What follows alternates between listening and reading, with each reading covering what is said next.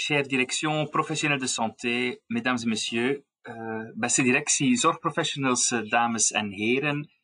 Mijn naam is Johan Staes en ik mag u in naam van Iriscare van harte welkom heten op dit webinar. Je m'appelle Johan Staes et je vous souhaite le bienvenue à ce webinaire au nom d'Iriscare.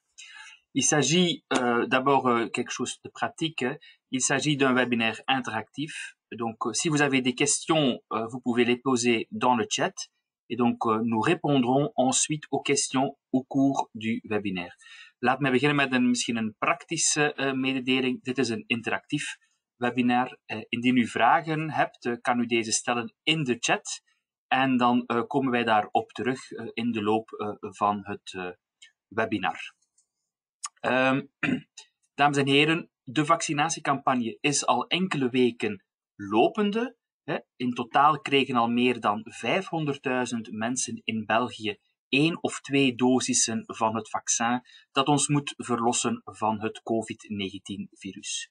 Donc, la campagne de vaccination est en cours depuis quelques semaines maintenant. Plus de 500.000 personnes ont déjà reçu 1 ou 2 doses du vaccin qui nous débarrassera du virus COVID-19. Donc, l'objectif du webinaire cet après-midi est de vous donner plus d'informations sur les assouplissements proposés après cette vaccination. Dus de bedoeling van dit webinar vandaag is u wat meer uitleg te geven bij de versoepelingen die wij voorstellen na vaccinatie van eigenlijk binnen uw voorziening.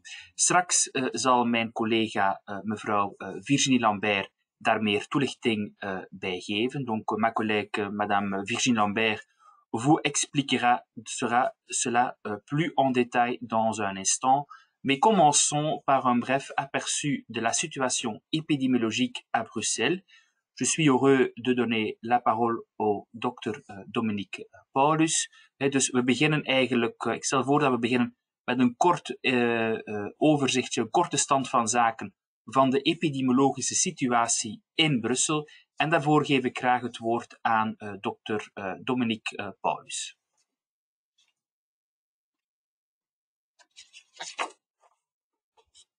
Voilà, merci Johan. Mesdames, Messieurs, bonjour. Ma communication sera assez brève, 4 slides pour vous montrer que, en effet, grâce à la vaccination, nous sommes sur la bonne voie. Le premier slide vous montre les stades épidémiologiques tels que nous les suivons régulièrement à Iriscare. Et donc, vous voyez en rouge les maisons de repos qui sont au stade 3, en orange celles qui sont au stade 2 et en vert celles qui sont au stade 1. Alors, les chiffres sont tout petits, mais si vous regardez depuis le 1er janvier qui se trouve à peu près à 2/3 du slide à droite, vous voyez quand même que depuis début janvier, la courbe reste relativement plate et vraiment, malgré quelques petites tendances au bas, nous restons en général en dessous d'une quinzaine de maisons de repos qui ont déclaré plus d'un cas positif dans leur maison de repos. Alors, ceux-ci, très important, personnel soignant et résidents confondus. Et donc, l'effet de la vaccination étant principalement chez les résidents, vous voyez quand même que cette courbe se maintient plate. Oké, ik ga kort samenvatten. Dus u ziet dat eigenlijk de curve, dat die eigenlijk sinds het begin van het jaar, wat eigenlijk samenvalt met de start van de vaccinatiecampagne, eigenlijk redelijk plat blijft. We blijven altijd eigenlijk minder dan 15 rusthuizen waar er eigenlijk 1 of meerdere positieve gevallen zijn. En dat eigenlijk zowel voor bewoners als voor personeel. Alors, le slide suivant insiste sur l'importance du Lyme Survey que nous vous demandons de remplir régulièrement. Et vous voyez que vos efforts ont vraiment un but très, très, très positif dans la mesure où on peut vraiment suivre cette épidémie. Les barres que vous voyez, ce sont les maisons de repos avec les cas qui ont été déclarés via Lyme Survey. Et le milieu du slide, à partir du milieu du slide, vous voyez qu'il y a également une forte diminution du nombre de cas déclarés. Et très intéressant, c'est que les petites barres orange foncé montrent les résidents avec qui ont été déclarés positifs. Or, vous voyez que ces barres orange, aujourd'hui, ont quasi disparu, et ce, grâce à la vaccination.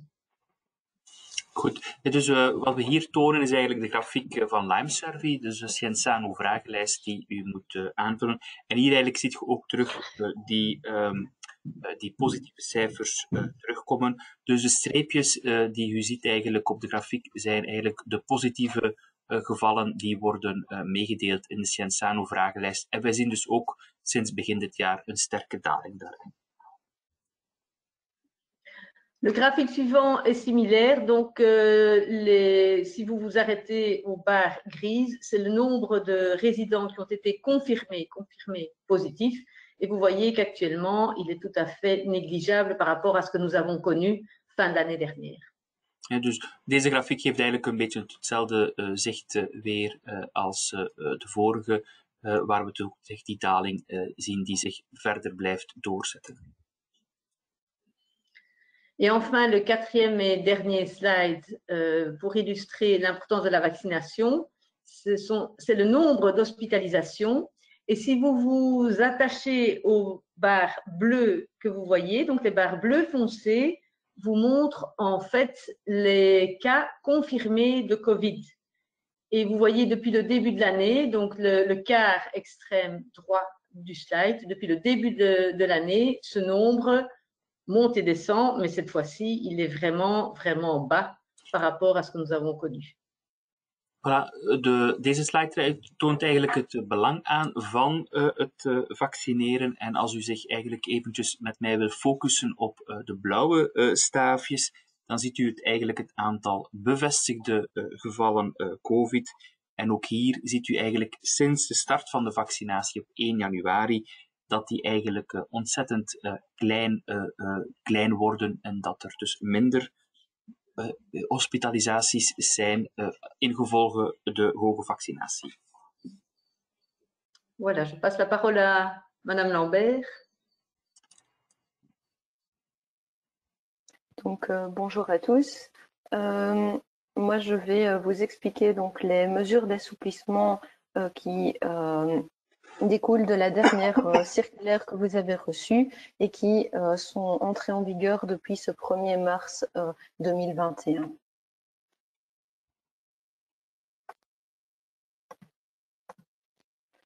Donc, un point d'attention que nous voulions quand même vous signaler, c'est que malgré la vaccination, les gestes barrières doivent rester d'application. À l'heure actuelle, l'effet du vaccin sur le potentiel contagieux des personnes vaccinées n'est pas encore connu, ce qui veut dire que c'est important pour éviter qu'on continue à transmettre le virus, de bien respecter ces gestes barrières. Desalniettemin, het vaccineren blijven we eigenlijk onderlijnen, dat komt mevrouw Lambert net te zeggen, dat het behoud van de preventiemaatregelen ten alle tijde moet eigenlijk bewaard worden en dit eigenlijk om besmettingen tegen te werken. Deuxième point important que nous tenions à vous signaler est celui que les circulaires que nous avons publiées s'appliquent collectivement, donc sans distinction entre les personnes vaccinées et non vaccinées, que ce soit au niveau des résidents ou au niveau du personnel des maisons de repos et de soins.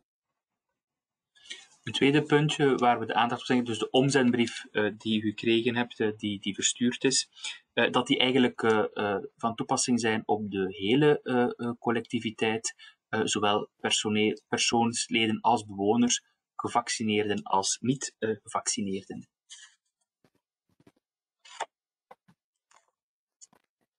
Alors, la règle de base de la circulaire est la suivante. Donc, une maison de repos dont le taux de vaccination pour les résidents est donc supérieur ou égal à 90%, 10 jours après la seconde vaccination, pourra appliquer les règles d'assouplissement que nous allons expliquer juste après. Cela signifie plus concrètement donc la suppression pour ces établissements du stade 2 généralisé que nous avions imposé au mois d'octobre et l'application du principe par stade que vous connaissez déjà et qui se résume dans les fiches disponibles sur notre site web allant du stade 0 au stade 3. Dus de basisregel eigenlijk waarbij moet vertrokken worden, is dat we uitgaan van een vaccinatie, vooraleer er eigenlijk sprake kan zijn van versoepelingen, dat er eigenlijk een vaccinatiegraad moet zijn van gelijk aan of meer dan 90% bij de bewoners. Op dat moment valt eigenlijk de algemene geldende epidemiologische fase 2 weg en komen we eigenlijk terug in overeenstemming met de vroegere fases, de fase 0, 1, 2 of 3. En meer info daarover vindt u terug in de fiches die ook op onze website staan. Alors, le premier cas, c'est le cas où moins de 90% des résidents de la maison de repos et de soins sont vaccinés. Dus de eerste case die we gaan bespreken, dat is eigenlijk waar een rusthuis met een vaccinatiegraad minder dan het 90% bereikt. Donc, dans ce cas, comme je vous le disais, nous avons envoyé une lettre au mois d'octobre 2020 qui expliquait la mise en place du stade 2 généralisé pour tous les établissements. Ce stade, lorsque le taux de vaccination des résidents est inférieur à 90%, reste donc d'application. Vous pouvez retrouver, comme je vous l'ai dit, donc tous ces éléments sur notre site, mais quelques points d'attention sont les suivants. Donc la cafétéria et les restaurants sont fermés aux externes et les visites sont limitées à une bulle de 2 personnes, 2 visiteurs qui peuvent changer toutes les 2 semaines. Oké, dus een instelling, een voorziening, een rusthuis waar de vaccinatiegraad minder dan 90% bedraagt, daar eigenlijk is van toepassing de maatregelen die ook opgenomen zijn in de brief van 20 oktober van het laatste jaar. Enkele aandachtspunten die we willen onderlijnen nu zijn eigenlijk dat het cafetaria, de restaurant, gesloten blijft voor externe bezoekers en dat de bezoeken beperkt blijven tot een bubbel van 2 personen die om de 2 weken mogen veranderen.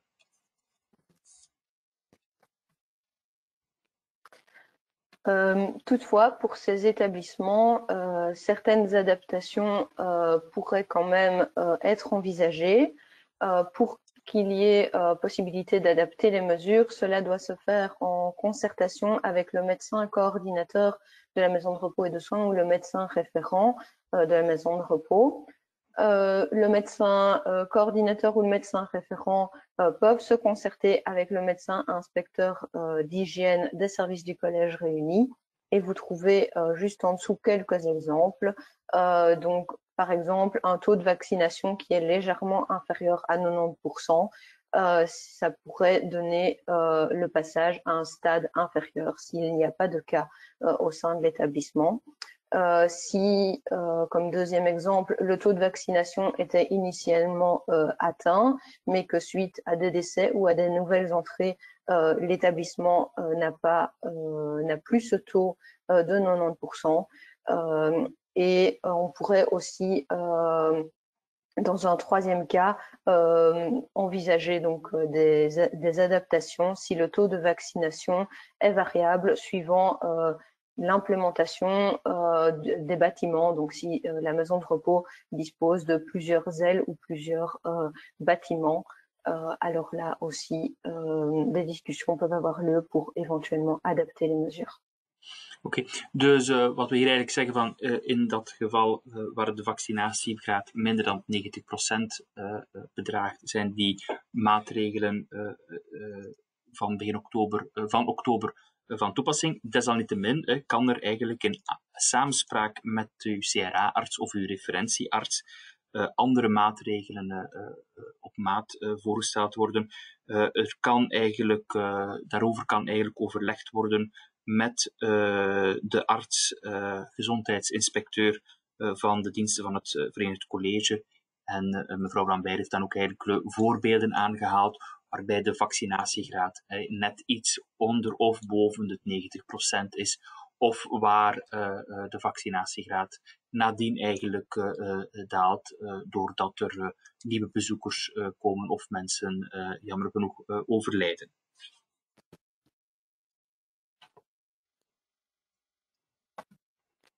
Alors maintenant, je vous propose qu'on aborde donc les cas où la maison de repos a bien atteint une vaccination de 90% de ses résidents.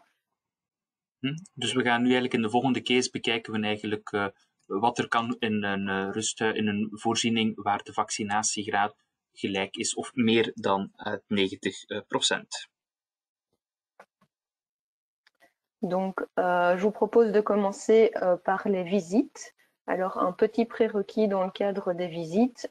Donc, normalement, les mesures sont d'application depuis ce 1er mars, mais afin de permettre à chaque direction de s'adapter, on a laissé un délai jusqu'au 8 mars pour que chaque établissement fasse le nécessaire pour réorganiser ses visites compte tenu du stade dans lequel il se trouve. Au niveau des visites, les visiteurs doivent obligatoirement porter le masque pendant toute la durée de leur visite, donc à partir du moment où ils entrent dans l'établissement jusqu'au moment où ils en sortent. Nous continuons à privilégier de préférence les visites en plein air ou dans des espaces dédiés aérés, et à conseiller aussi la prise de rendez-vous pour que les visites puissent s'organiser de manière quand même fluide. Donc, au niveau de la bulle et du nombre de visiteurs, cela dépend du stade dans lequel se trouve la maison de repos. Mais si vous vous trouvez donc dans les stades inférieurs, la bulle peut aller jusqu'à un maximum de 5 personnes. Et maximum 2 visiteurs à la fois. Les visites en chambre donc sont maintenant permises et possibilité d'avoir des contacts étroits pour 2 visiteurs qui sont fixes et qui continuent à porter le masque pendant ce contact étroit. Nous tenons quand même à vous rappeler le risque éventuel de contagiosité, et y compris si les personnes ont été vaccinées. Et donc, il faut bien que visiteurs et résidents soient conscients de cette situation. Oké. Dus we beginnen eigenlijk met de regeling van het bezoek na vaccinatie. Voor alle duidelijkheid, de regels zijn eigenlijk, de omzendbrief is eigenlijk van toepassing vanaf 1 maart.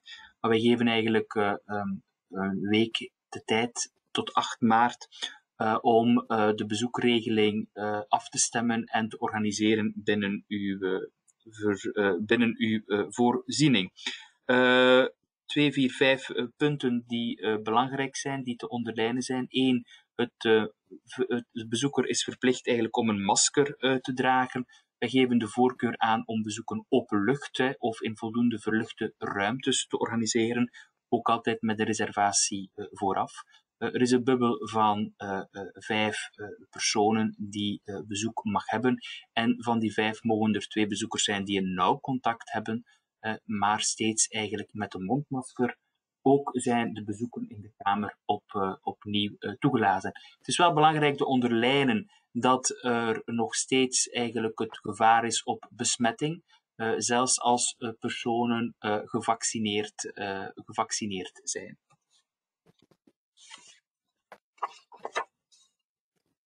Alors, un petit rappel maintenant concernant la visite ou les visites des prestataires. Donc, une obligation pour les prestataires de porter un masque chirurgical, de s'inscrire au niveau du registre qui se situe à l'entrée de l'établissement. Nous demandons de privilégier également le fait que les prestations se déroulent dans un local dédié. Un intervalle doit être prévu entre les différentes prestations de 15 minutes afin d'aérer le local et également de nettoyer toutes les surfaces. Petit point d'attention au niveau donc des coiffeurs, là également un local dédié pour une personne par 4 mètres carrés, mais pas de possibilité pour eux d'effectuer des prestations en chambre. Ja. De volgende toepassingen die we zien zijn eigenlijk de bezoeken van de zorg- en dienstverleners aan de bewoners, aan de residenten. Zij kunnen ook opnieuw, maar steeds eigenlijk met het dragen van een chirurgisch mondmasker hier een verplichte inschrijving in het register in een lokaal dat daarvoor voorzien is, met dan daartussen ook een interval van 15 minuten, waar tussen de ruimtes, de oppervlaktes ontsmet kunnen worden. Voor wat betreft kappers, dat vooral duidelijk, dat kan niet op de kamer. En daar hanteren we ook de algemene regel van 1 persoon op een oppervlakte van 4 vierkante meter.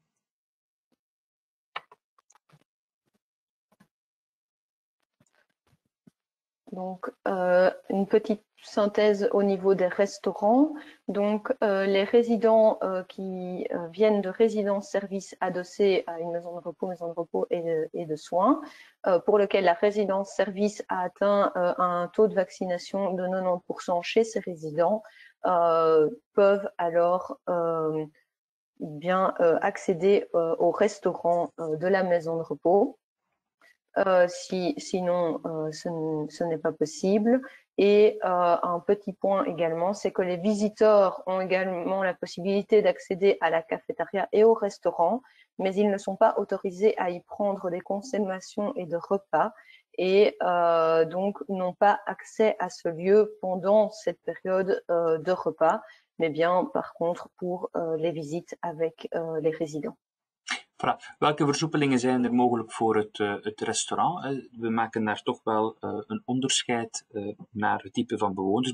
Bewoners van service-residenties die eigenlijk horen in het complex van een rusthuis en waar ook eigenlijk die vaccinatiedrempel van 90% is bereikt, mogen terug eigenlijk gebruik maken van het restaurant. Ook bezoekers, externe bezoekers, hebben terug toegang tot de cafetaria en het restaurant. Maar het is belangrijk daar dat zij eigenlijk geen dranken of maaltijden mogen nuttigen. En wij vragen ook dat zij niet aanwezig zijn op het moment dat eigenlijk bewoners maaltijden nuttigen in het restaurant.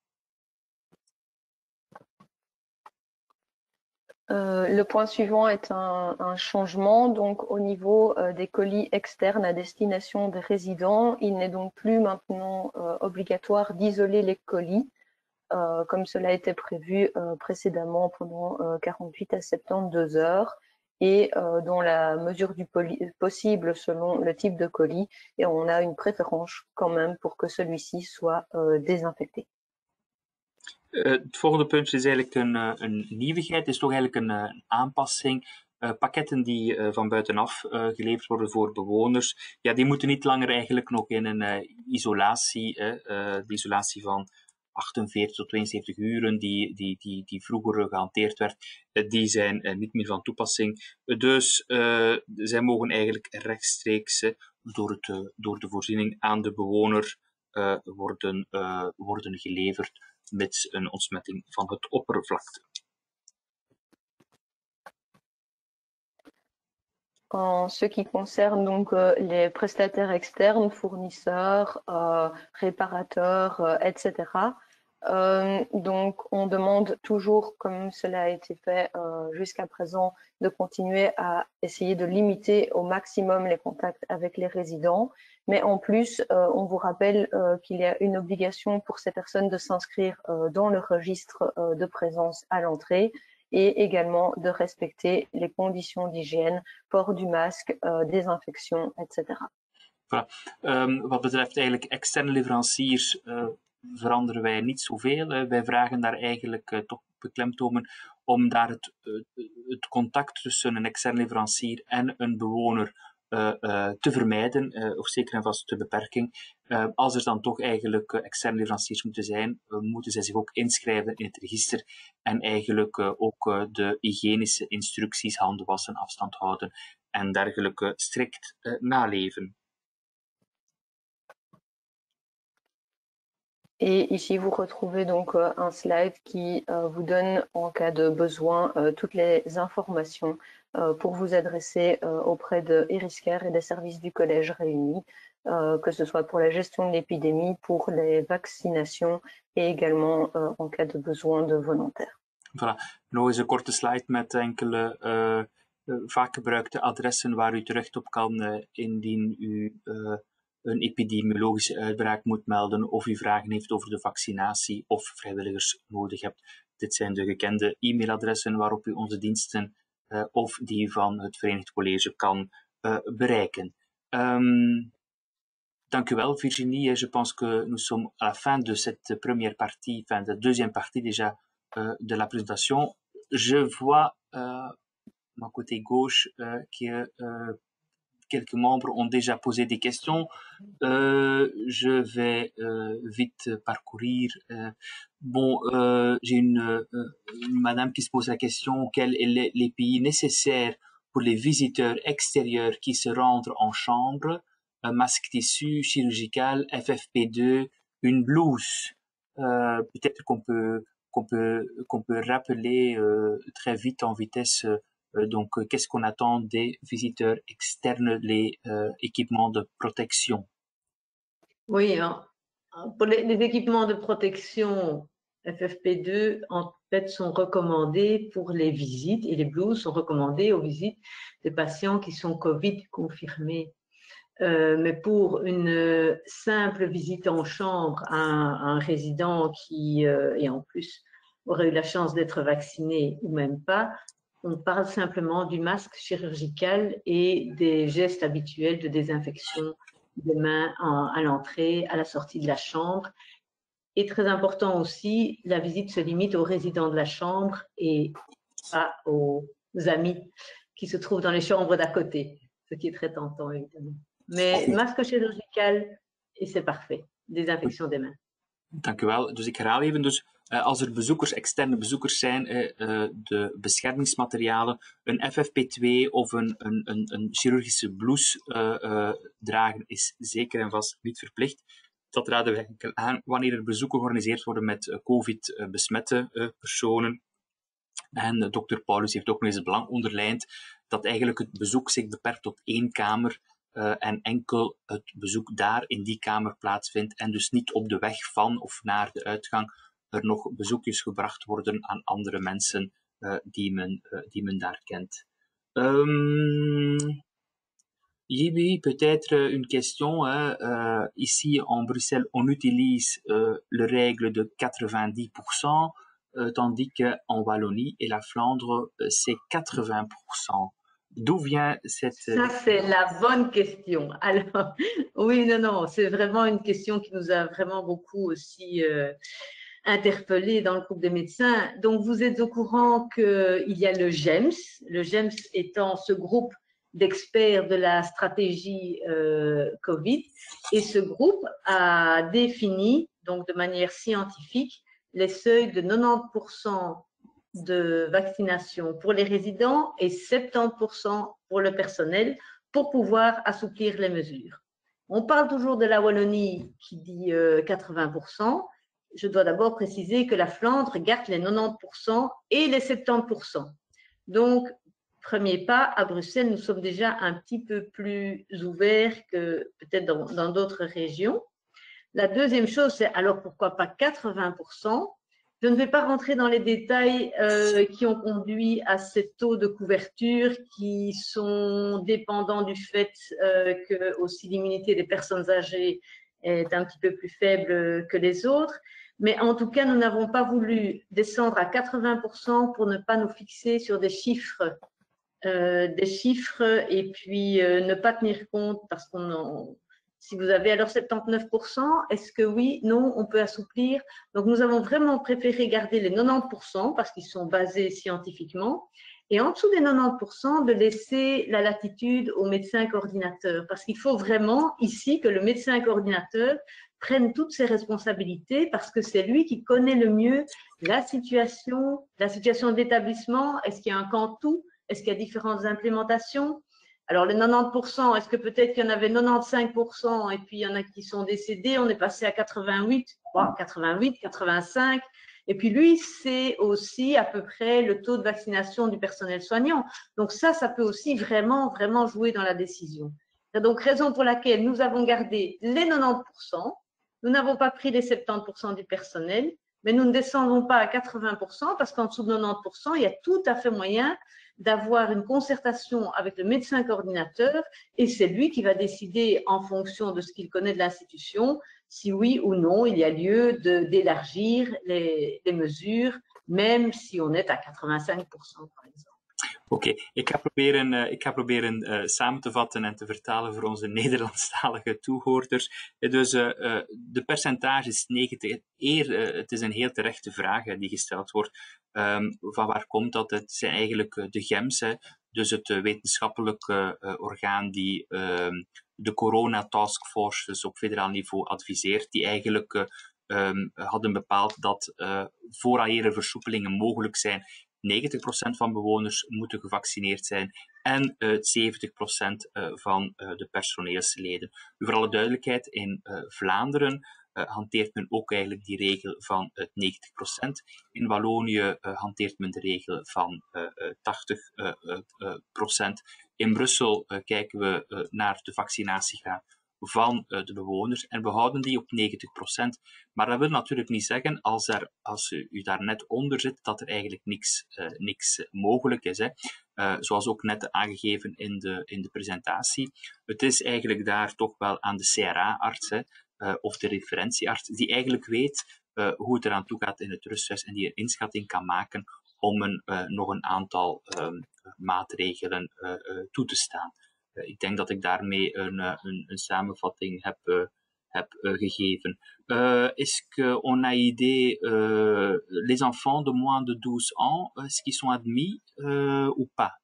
On me dit que c'est pas clair. Oui. C'est clair dans la circulaire et dans le petit résumé que vous avez à disposition. Donc, on parle des adultes. Quand on parle d'une bulle de 2, de 5 et de 2 en chambre, ce sont les adultes. Et jusque 2 enfants en dessous de 12 ans sont autorisés. On n'a pas voulu, comme a dit Madame Lambert, surcharger les slides, mais c'est clairement indiqué tant dans les consignes que dans la circulaire. Oké, dus in de omzendbrief staat het duidelijk dat eigenlijk naast de bul van 5 personen waarmee we eigenlijk volwassenen beogen, dat er op de Kamer ook nog 2 kinderen jonger dan 12 jaar zijn toegelaten. Une dernière question est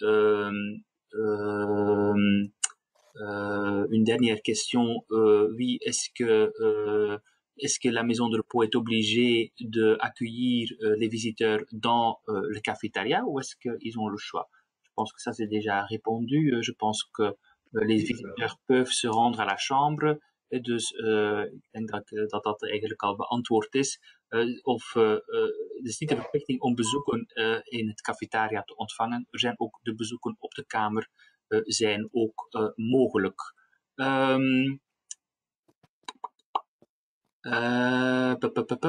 Ik denk dat ik daarmee alle andere vragen heb te maken met de vaccinatiestrategie. Dus ik stel voor dat we daar eigenlijk naar het volgende punt gaan. Donc je propose que les autres questions sont liées à la stratégie de vaccination et donc je propose qu'on déborde ce point avec les slides suivants. Oui, ça c'est en blanc, ça se voit pas clair, mais donc un petit info sur la vaccination et le testing après le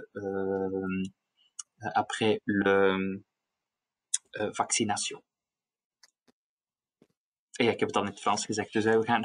Ik zal kort eigenlijk in het Nederlands en mijn collega zal dan kort samenvatten in het Frans. Dus de vaccinatie, hoe ver staan we?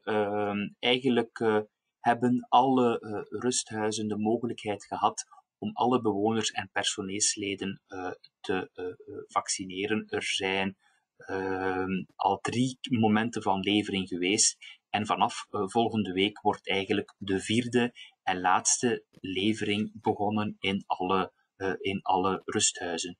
De 4e levering, dat is eigenlijk voorzien enkel voor de toediening van de 2e dosis. Wat betekent dat als er nu nog nieuwe bewoners zijn of personeelsleden die zich toch nog willen laten vaccineren, er moet gezocht worden naar een andere oplossing. Voor bewoners die zich toch nog willen, nieuwe bewoners die nog niet gevaccineerd zijn en een vaccin en zich willen laten vaccineren, zal er een procedure uitgewerkt worden waarbij de vaccins geleverd worden, eventueel ook geplaatst worden door een mobiele equipe. Wat betreft personeelsleden kijken we eigenlijk naar een oplossing waarbij die personeelsleden zich kunnen laten vaccineren in een van de vaccinatiecentra die al geopend zijn in Brussel of die de komende weken hun deuren zullen openen. We zijn daar nog aan het kijken naar procedures om dat zo eenvoudig mogelijk te maken. Van zodra dat we die hebben, koppelen we daarover terug naar jullie. Donc, en ce qui concerne la vaccination, toutes les maisons de repos ont eu la possibilité de faire vacciner leur personnel et leurs résidents. Possibilité qui a déjà été possible 3 fois, 3 livraisons qui ont déjà eu lieu au sein des différents établissements. À partir de la semaine prochaine, il y a encore une 4e livraison. Cette livraison est juste limitée à la 2e dose des personnes qui ont déjà reçu le vaccin. En ce qui concerne les nouveaux résidents et les nouveaux membres du personnel, d'autres options sont mises en place. Au niveau des résidents, une procédure va être établie et nous allons travailler avec des équipes mobiles. Et en ce qui concerne les membres du personnel, ceux-ci seront vaccinés dans le cadre des centres de vaccination qui sont déjà ouverts et seront encore ouverts les prochaines semaines. Et des instructions plus précises seront communiquées auprès des différents établissements.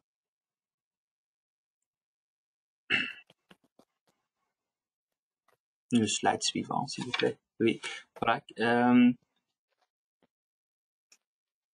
Dat is eentje te ver, oui. Voilà. Donc, om het te hebben over de vaccinatiegraad. Dus er zijn in België al meer dan 500.000 dosissen uitgediend. Wij weten dat er in Brussel 36.000 voor de rusthuizen, rust- en verzorgingstehuizen en de serviceresidenties hebben we de afgelopen weken 36.000 vaccins geleverd. Dat is een niet klein aantal, maar als u mij vraagt van hoeveel bewoners werden nu gevaccineerd en hoeveel personeelsleden werden er gevaccineerd in Brussel, dan moeten wij daar eigenlijk het antwoord op schuldig blijven.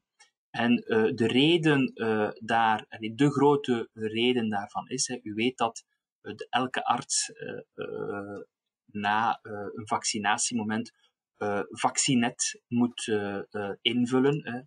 En daar gebeurt de registratie eigenlijk op basis van de postcode. En aangezien dat er heel veel mensen wel in een rusthuis verblijven, wonen of werken in Brussel, maar hun domicilie ergens anders hebben, kunnen wij eigenlijk niet uitmaken wat nu eigenlijk de exacte vaccinatiegraad is in de rusthuizen. Daarom zal u gevraagd worden in de loop van komende week om eigenlijk een online bevraaging in te vullen, waarbij we eigenlijk polsen naar enkele cijfergegevens die verband houden met de vaccinatie in uw voorziening. Donc, en ce qui concerne les taux de vaccination, donc pour l'instant, il y a eu donc plus de 36 000 vaccins qui ont été livrés aux maisons de repos et de soins et résidences-services. Ça semble petit, mais c'est quand même déjà pas mal. Par contre, si vous nous demandez actuellement combien de résidents ont été vaccinés ou combien de membres du personnel l'ont été, là où nous avons des difficultés pour vous donner les chiffres précis, puisque, comme vous le savez, lors de chaque vaccination, le médecin doit remplir Vaccinette. Et donc, pour le remplissage dans Vaccinette, cela se fait par le code postal, ce qui ne correspond pas toujours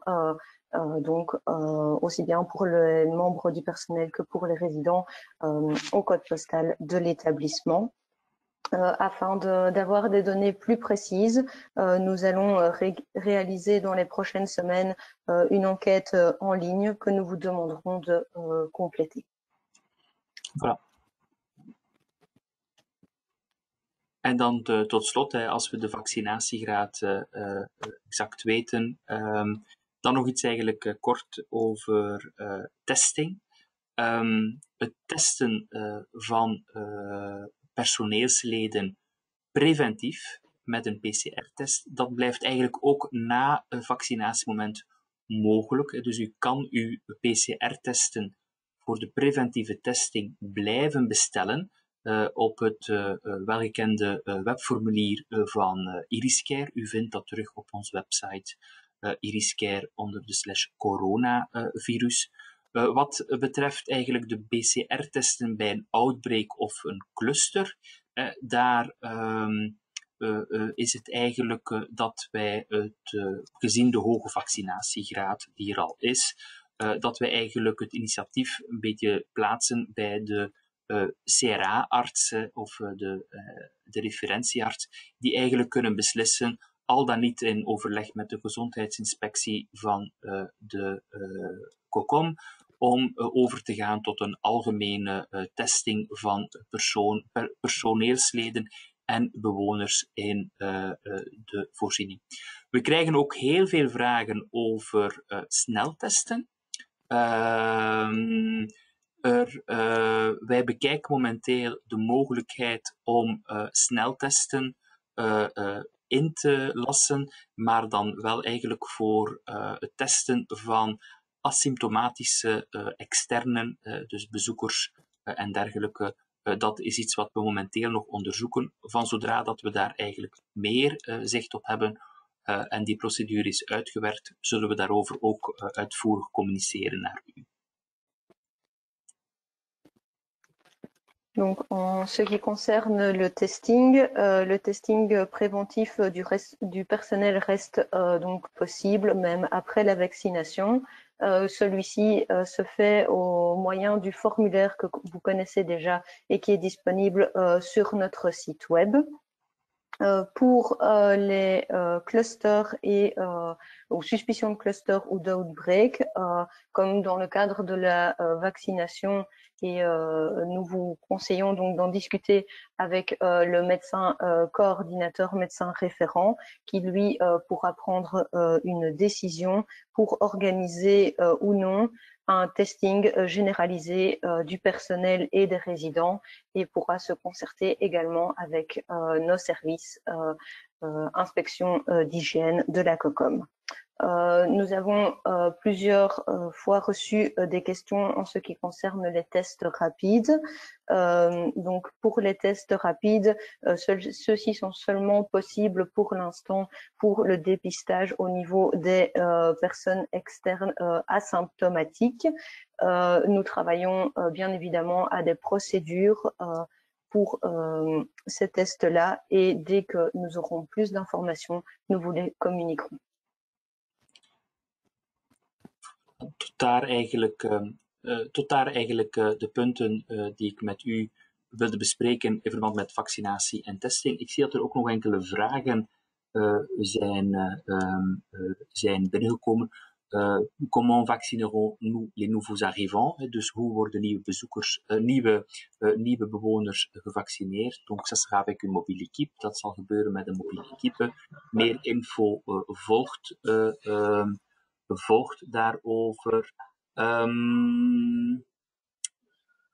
Ok, une question très pertinente aussi. Pourquoi demandiez-vous de compléter des enquêtes supplémentaires alors que tout sera c'est dans Cienzano? Oui, dans un monde idéal, mais on constate que il y a des problèmes avec le remplissage de Cienzano et que donc on n'a pas un vue globale sur toute la vaccination. Si on compare les vaccins qui sont livrés à les collectivités et le reporting qui se fait dans Cienzano, il y a trop de discrépances entre les deux. La raison pour laquelle on a demandé de faire une enquête uniquement sur notre niveau. Dus er zijn discrepanties vast te stellen tussen wat opgegeven wordt tussen in de Cienzano vragenlijst en de effectieve vaccinaties die gebeuren.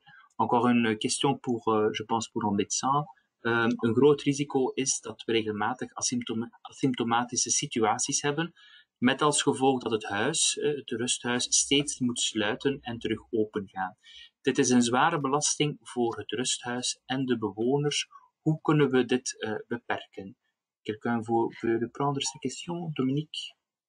Mais oui, donc il y a un grand risque qu'il y ait encore des infections asymptomatiques à partir du moment où vous avez quand même plus de 90% de la population qui est vaccinée, qui pourrait être asymptomatique, les 10% qui n'ont pas été vaccinés ou les personnes qui ont eu la vaccination et qui n'y ont pas répondu.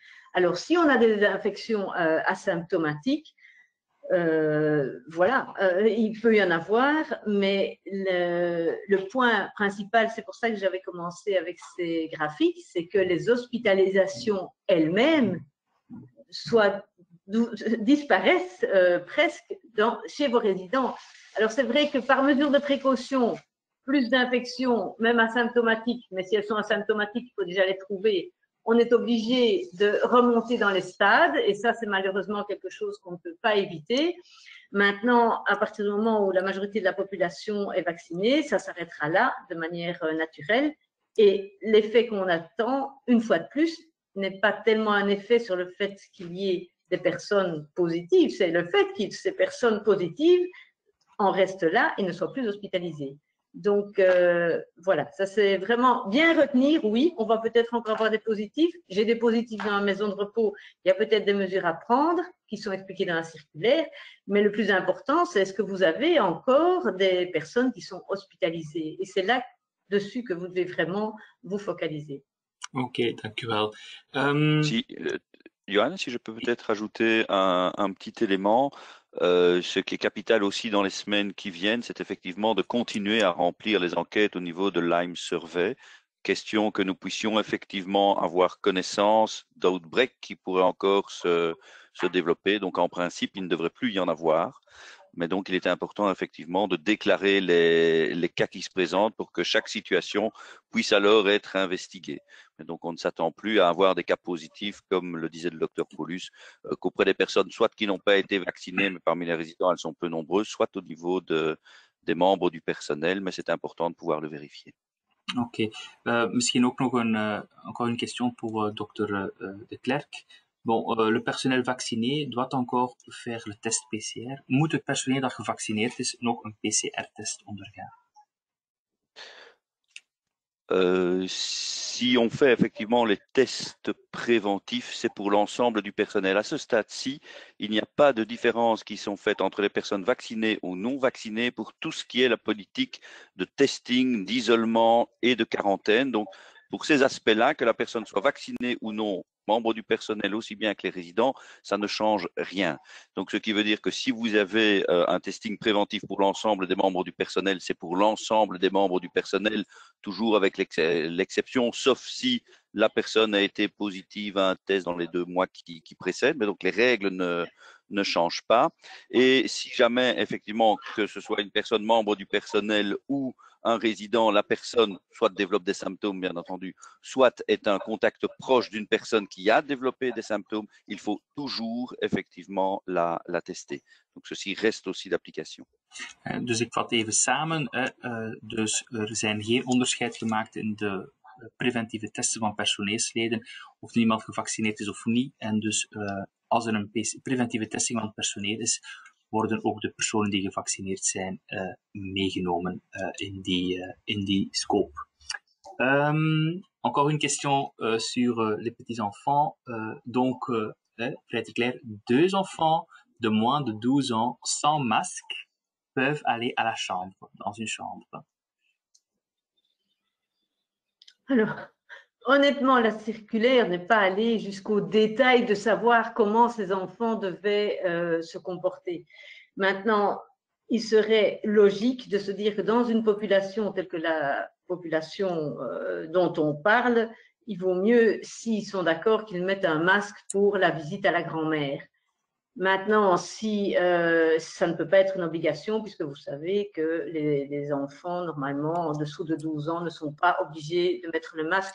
Mais c'est comme pour le reste, c'est une décision, premièrement, qui doit être discutée avec le coordinateur, le médecin coordinateur, et deuxièmement, une chaude recommandation peut être faite, mais une obligation ne peut pas être écrite noir sur blanc. Okay. J'attire aussi l'attention que les visites pour les enfants de moins de 12 ans soient autorisées tant que la maison de repos se retrouve au stade 0 ou 1. Dès l'instant où il y a un cluster ou un outbreak, en principe, c'est limité uniquement aux adultes. Okay. We hebben ook nog niets gezegd over de mogelijke sorties. On n'a rien encore dit sur les sorties. Est-ce que là, on a prévu des assouplissements? Donc, au niveau des sorties, on n'a pas prévu d'assouplissement, c'est-à-dire que les sorties de 2 heures sont toujours possibles, mais en tout cas, on interdit toujours pour le moment les nuitées en dehors de la maison de repos. Et donc, quand une personne sort de la maison de repos, ce sont les règles pour la population générale qui s'appliquent. Ok, merci. Je pense qu'on a parcouru toutes les questions. Dus ik denk dat we alle vragen hebben overlopen. Ik zie geen vragen meer binnenkomen. Alors, ik denk dat we daarmee ook aan het nog bedankingen. Nog des merci pour het panel. Donc, voilà, mesdames et messieurs, je pense que cela nous amène à la fin de cet après-midi ensemble. Et donc, merci beaucoup à nos intervenants, nos docteurs et aussi Madame Lambert. L'enregistrement de ce webinaire sera mis en ligne sur notre site web. Dus dames en heren, daarmee zijn we aan het einde gekomen van onze middag samen. Ik dank van harte onze sprekers, Dr. Paulus, Dr. de Klerk en mevrouw Lambert, voor hier met ons aanwezig te zijn. Deze webinar is opgenomen en zal binnen enkele uren ook online geplaatst worden op onze website. Excuseer. Rest mij enkel nog u een heel fijne namiddag te wensen.